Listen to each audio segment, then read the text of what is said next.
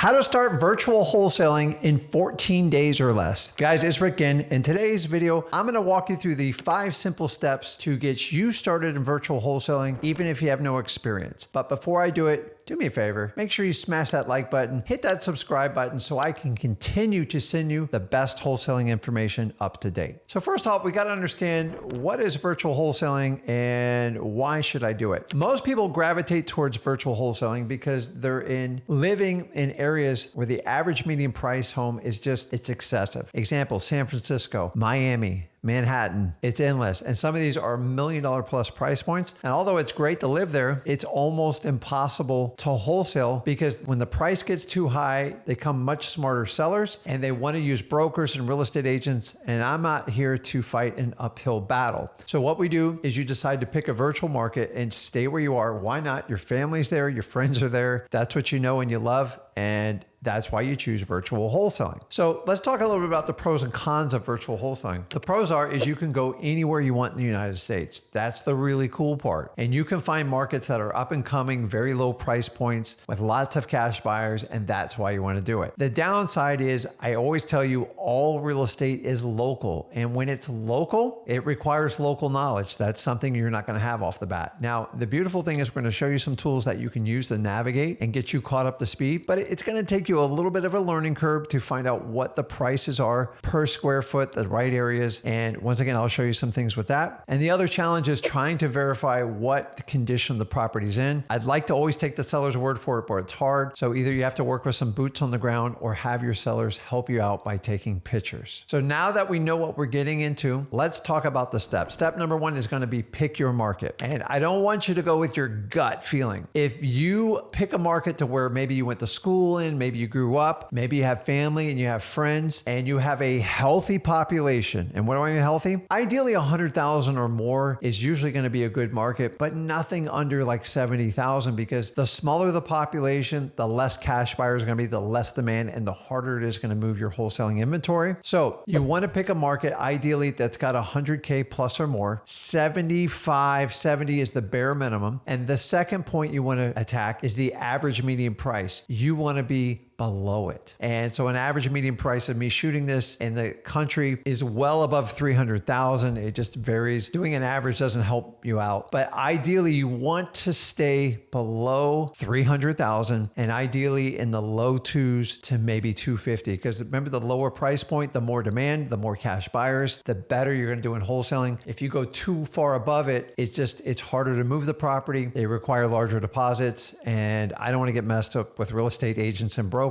So let's focus on the average median price, the lower the better in good neighborhoods, and then the population, let's just say 75,000 or higher. Now you can research both those areas on your own. You don't need me. A simple Google search will give you average median price, and you can figure out the census population by just Googling it. Then you got to decide, okay, where is the most activity? And I'm going to give you a little trick I like to use here. It saves a ton of time and it's 100% free. You can reverse engineer existing wholesalers. So for instance, say you picked Mobile, Alabama. I'm just randomly picking it out. I don't do any business there as we speak of this video. And what I'm going to do is I'm going to go on social media and I'm going to look for investor groups. You look inside of Facebook groups. You can look on Instagram. You can look on Craigslist. And what I want to do is find active investor groups. I want to join those communities. And then I want to search within there and find other wholesalers that are actively engaging and marketing in those, that have a thriving business. And then I want to get put on their cash buyers list. Once I'm on their cash buyers list, here's the secret. Very few wholesalers vet their cash buyers. And once you get on their cash buyers list, they're going to send you emails. They're going to send you texts, whatever they're going to do, might even mail to you.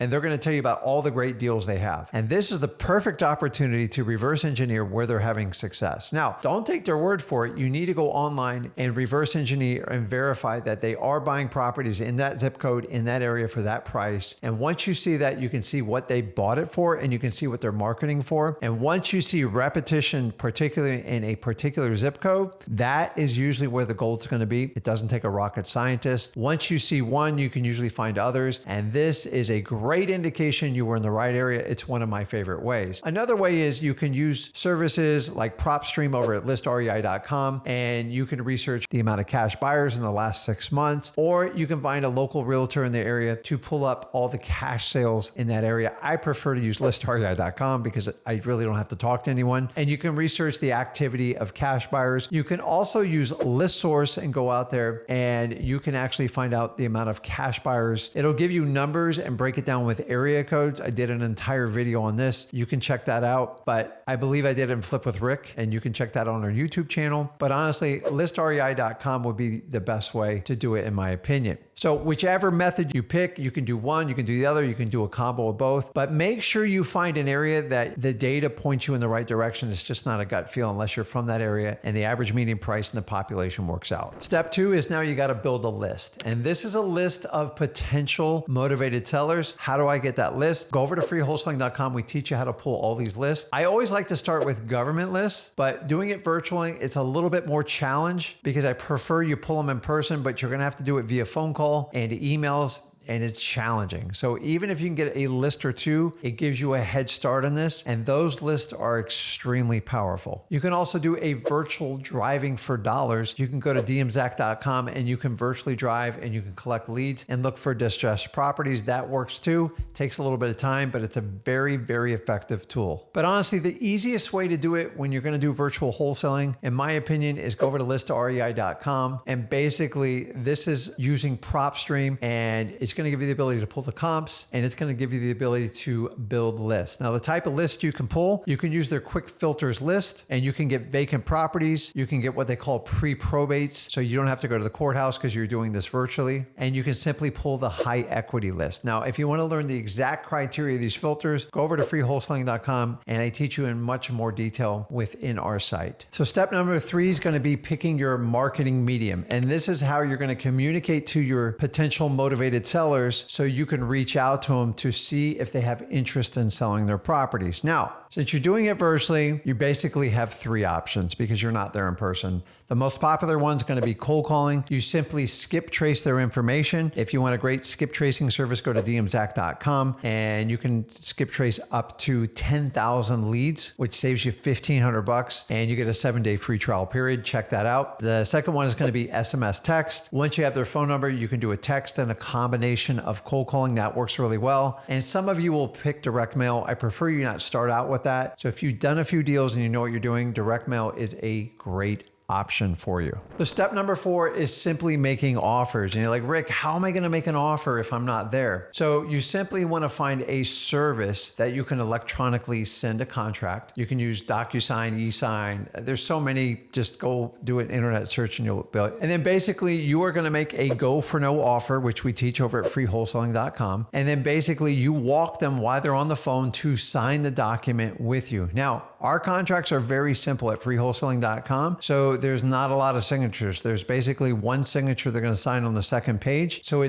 we make it as simple as possible. Remember, you have to get these properties for a low price because you're not overly familiar with that market, and it's going to take some time to get the local knowledge. So make sure you have a motivated seller because that's how you're going to get the best price possible in the virtual market. Now, once you have that contract locked up, this is the time you need to find your cash buyers. Now, here's a little clue. In step 4, you can actually start, once you pick your market, you have to pick your market first. You can go ahead and pick your cash buyers out, meaning you basically go out and find cash buyers. Once again, social media, comb the groups, look for cash buyers, look for email addresses, phone numbers, names, and compile a list. You can also reach out to local realtors that represent cash buyers in the area. You can invoke the help of a local realtor or do a search, or you can go over to listrei.com, one of the easiest ways, and pull the last batch of cash buyers within the last 3, 6, or 9 months. And those are all 3 simple ways that you can build your cash buyers list. Now, once you have your cash buyers list, you're all set to go to the next, which is stage 4, which is basically once you have it under contract, you're going to sell it to your cash buyers. And what are cash buyers for? They're looking for deals. And in exchange, you're looking for speed. And if a cash buyer knows you have a great deal, they're going to jump all over it. But remember, you've got to get the best contracted price. Remember, you have to only work with motivated sellers. Everybody else is a time waster in any sort of wholesaling. Now, guys, at the end here, step 5 is once you do this and figure it out, if you can stomach and survive it, because it's uncomfortable because you're not familiar with the market. But once you start to identify pricing and you understand it, you can repeat this process over and over,